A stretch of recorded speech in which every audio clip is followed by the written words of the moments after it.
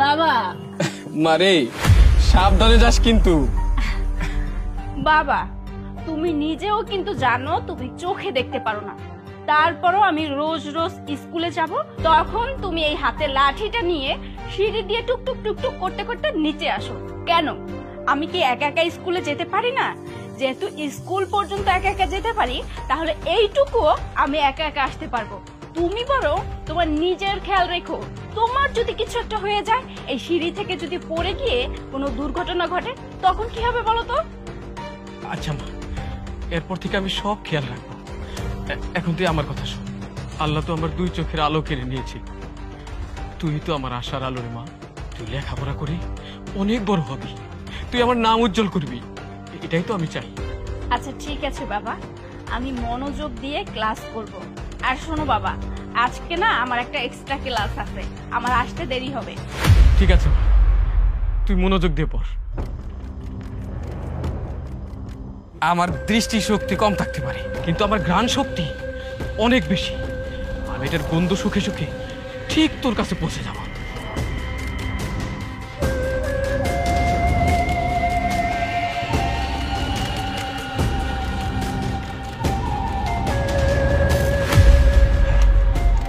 গন্ধটা তো এদিক থেকে আসছে, আমি স্পষ্ট বুঝতে পারছি এদিকে গেছি। হ্যাঁ হ্যাঁ এদিকে গেছি।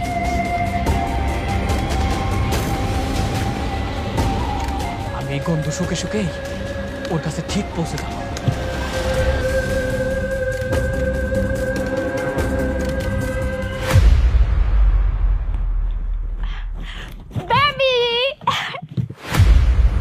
এতক্ষণ আসার সময় হলো? সেই কখন থেকে তোমার জন্য অপেক্ষা করতেছি। আসলে কি আমি তো তাড়াতাড়ি আসতে চেয়েছিলাম, কিন্তু ওই যে আমার বাবা আছে না, এত ডাউট করে না, তার চোখ ফাঁকি দিয়ে আসতে আমার খুব কষ্ট হয়েছে। বুঝতে পেরেছি, সবই অজুহাত। যাই হোক, বাদ দাও ওইসব কথা। তোমাকে অনেকদিন জড়িয়ে ধরি না, আসো না তোমাকে একটু জড়িয়ে ধরি। আচ্ছা ঠিক আছে, ধরো, আসো। কি ব্যাপার, তোমার গায়ে এরকম আগরবাতির গন্ধ কেন? এই কি বলছো কি এসব? আমার গা থেকে আগরবাতিওয়ালা সাবানের কেন গন্ধ আসবে? আরে আমি তো সাবান ইউজ করি না, আমি তো শাওয়ার জেল ইউজ করি, সেটার দাম হচ্ছে ৭,০০০ টাকা, খুব সুন্দর ফ্লেভার। আচ্ছা সব বুঝতে পারলাম, কিন্তু আগরবাতির গ্রানটা আসতেছে কোত্থেকে? আচ্ছা তুমি কি কোনো মিলাদ মাহফিল থেকে আসছো? কত জায়গায় তো কাওয়ালে টাওয়ালে হচ্ছে, কোথাও গিয়েছিলে নাকি? আরে না, ঠিক মতো তো ধর্মকর্মই করি না, আবার মিলাদ কাওয়ালি। আর শোনো, আমি কিন্তু বাবাকে মিথ্যে কথা বলে আসছি। বাবাকে বলেছি আমার 2টো এক্সট্রা ক্লাস আছে, যা করার তাড়াতাড়ি করে আমার আবার বাসায় ফিরতে হবে। আরে কোনো টেনশন করো না, দেখবা তোমার টিউশন শেষ হওয়ার আগে আগেই আমি তোমার ক্লাস নিয়ে একদম তোমার বাড়ি পর্যন্ত পৌঁছে দেব। থামো, না তোমাকে পৌঁছে দিতে হবে না শয়তানের বাচ্চা, আমার মেয়েকে আমি নিয়ে যেতে পারবো। বাবা তুমি এখানে, তুমি এখানে কি করে এলে? ও এইখানে আমি কি করে এলাম তাই না?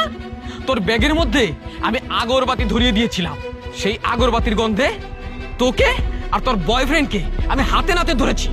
ও আমি তাই তো বলি, তোমার বাবা তোমার ব্যাগের ভিতরে এই যে আগরবাতি লাগিয়ে দিয়েছিল, তাই তো গন্ধ আসতেছিল।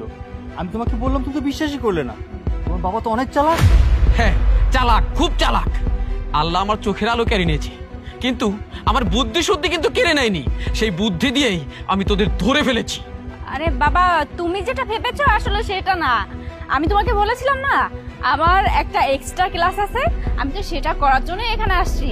এই যে উনি তো আমাদের সূর্য স্যার।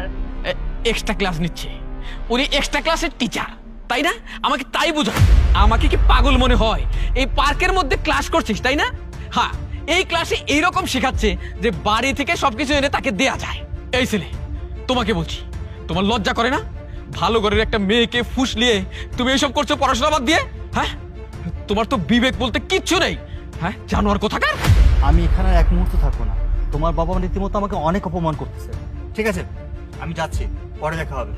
না, আর পরে দেখা হবে না, কোনোদিন দেখা হবে না, তোকে যেন আর কোনোদিন না দেখি।